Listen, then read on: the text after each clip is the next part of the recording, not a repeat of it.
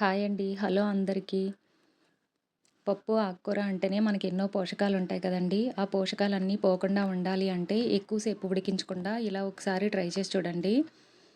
Stove మీద బాండీ పెట్టుకొని కొంచెం నెయ్యి, కొంచెం నూనె వేసుకొని మీరు కావాలంటే మొత్తం నూనె వేసుకోవచ్చు. పప్పు కాబట్టి నేను నెయ్యి వేశాను.